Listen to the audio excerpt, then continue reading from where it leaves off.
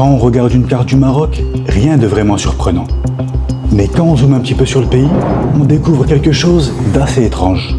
Deux villes situées au nord du Maroc, mais qui n'appartiennent pas au Maroc. Autour d'elles, d'immenses barrières ultra sécurisées séparent le Maroc de l'Espagne. Des grillages de plusieurs mètres de haut, des caméras, des barbelés, des détecteurs de mouvement et des patrouilles de police permanentes. Parce que pour des millions de migrants venus d'Afrique, ces villes représentent une porte d'entrée vers l'Europe. Une fois à Ceuta ou à Melilla, les migrants peuvent demander l'asile politique et rester vivre en Europe. Alors depuis des années, des milliers de migrants tentent régulièrement de franchir ces barrières. À l'aube ce vendredi, environ 300 clandestins originaires d'Afrique subsaharienne sont entrés dans la ville espagnole de Melilla.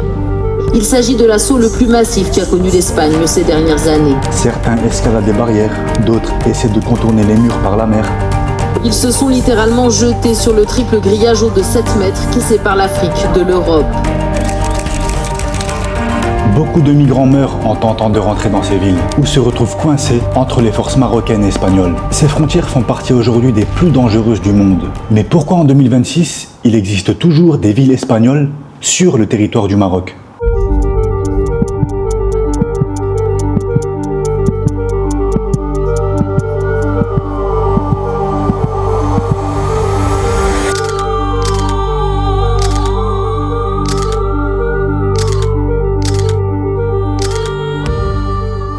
Deux petites villes de seulement 31 km², protégées par des murs, des militaires, des caméras thermiques et des milliards d'euros de surveillance. Simplement parce qu'elles sont une porte vers l'Europe.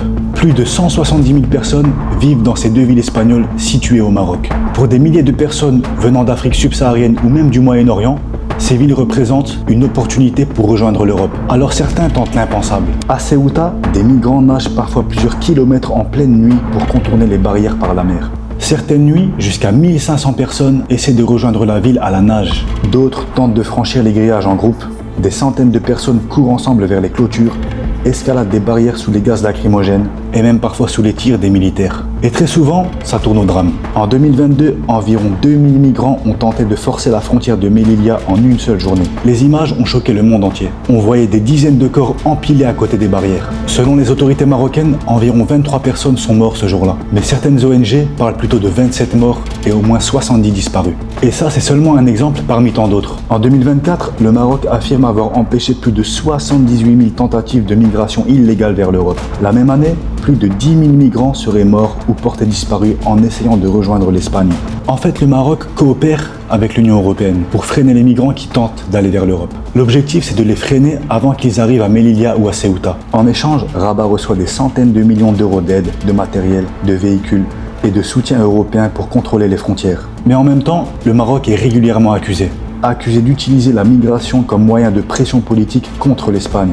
Le meilleur exemple arrive en 2021. Après une crise diplomatique entre Madrid et Rabat à propos du Sahara occidental, les forces marocaines relâchent brutalement le contrôle autour de Ceuta. Résultat, près de 8000 migrants entrent dans la ville espagnole en seulement 24 heures. Pendant que certains gardes marocains regardent sans rien faire. 8000 migrants qui traversent une frontière illégalement, c'est exactement les mêmes chiffres que l'on trouve à la frontière Mexique-États-Unis. Pour beaucoup d'analystes européens, c'est un message clair envoyé par le Maroc. Si vous nous contrariez politiquement, nous pouvons ouvrir ces frontières. Mais en vrai, la situation est plus complexe que ça. C'est pas seulement le Maroc qui laisse passer, parce que le Maroc bloque énormément de migrants. Des milliers d'arrestations ont lieu chaque année. Des camps sont démantelés, notamment dans les villes proches de Ceuta et Melilla comme à Nador. Et les autorités marocaines sont souvent accusées par les ONG de violence contre les migrants pendant les opérations de dispersion. J'ai tabassé, m'ont cassé le bras, quand l'eau s'est sortie, le bras n'est plus droit, ça ne peut plus faire de mouvement. Vraiment on souffre. Nous on va pas faire du mal en Europe, on va chercher notre vie. Puis ici la forêt c'est pas facile. Pour frapper, il a été placé, il ne peut pas marcher absolument. Pour comprendre comment deux villes espagnoles existent encore au Maroc aujourd'hui, il faut remonter plusieurs siècles en arrière. Au Moyen-Âge, la péninsule ibérique était en grande partie contrôlée par les musulmans. Pendant près de 800 ans, des royaumes musulmans ont dominé une grande partie de l'Espagne actuelle. Puis arrive la Reconquista. Les royaumes chrétiens espagnols reprennent progressivement le territoire jusqu'à la chute de Grenade en 1492. Mais l'histoire ne s'arrête pas là. Après avoir repris l'Espagne, les puissances ibériques traversent la Méditerranée et commencent à conquérir certaines positions stratégiques en Afrique du Nord. Maintenant qu'ils ont repoussé les musulmans de chez eux, ils veulent maintenant conquérir leurs terres. Les Portugais prennent Ceuta en 1415 et les Espagnols prennent Melilla en 1497. Le but est simple, contrôler le détroit de Gibraltar. Ce passage est stratégique entre la Méditerranée et l'océan Atlantique. Plus tard, l'Espagne et le Portugal sont réunis. Ils ont les mêmes gouverneurs pendant des décennies. Et lorsque les deux royaumes se séparent, Ceuta choisit finalement de rester espagnol. Depuis, les deux villes sont restées sous contrôle espagnol depuis environ 500 ans. Pendant des siècles, Ceuta et Melilla servent surtout de base militaire, de forteresses défensives et parfois même de colonies pénitentiaires où l'Espagne envoie ses prisonniers. La population marocaine a tenté plusieurs fois de reprendre ces villes. Ceuta subit même l'un des sièges les plus longs de l'histoire, 33 années de siège presque ininterrompus. Mais les Espagnols n'ont jamais quitté ces villes.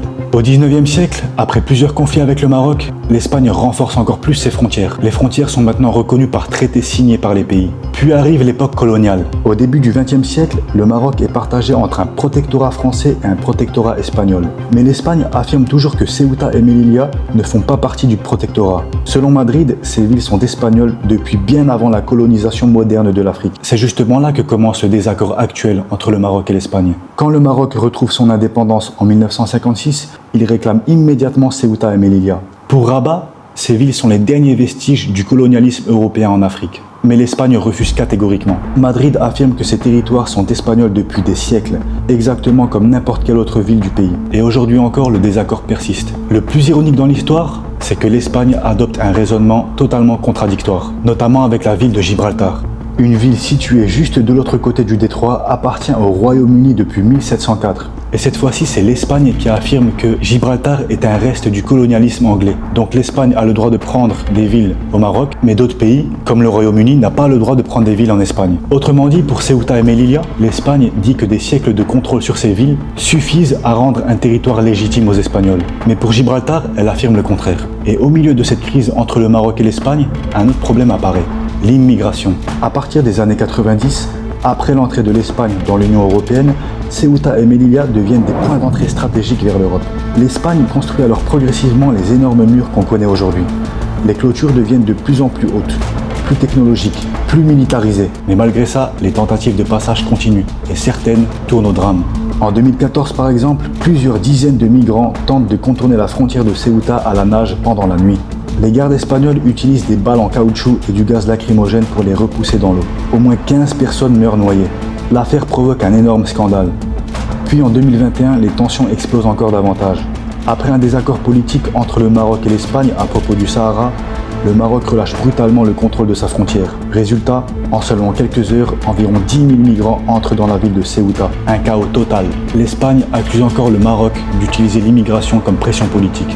Aujourd'hui encore, Ceuta et Melilla font partie des frontières les plus sensibles du monde. Deux petites villes européennes coincées en Afrique, sur le territoire du Maroc. Deux symboles d'une histoire coloniale qui continue encore de provoquer des tensions aujourd'hui. Et quand on regarde bien une carte du Maroc, avec ces deux villes espagnoles sur le territoire, on voit vraiment un morceau d'histoire encore vivant aujourd'hui. Pour rappel, ces villes sont espagnoles depuis les années 1400. Si t'as aimé la vidéo, n'hésite pas à mettre un like, abonne-toi parce que de nouvelles vidéos arrivent. Et toi, est-ce que tu savais que Melilla et Ceuta étaient des villes espagnoles sur le territoire du Maroc? Est-ce que pour toi c'est normal? Est-ce que le Maroc a le droit de se revendiquer? N'hésite pas à les mettre dans les commentaires. À bientôt.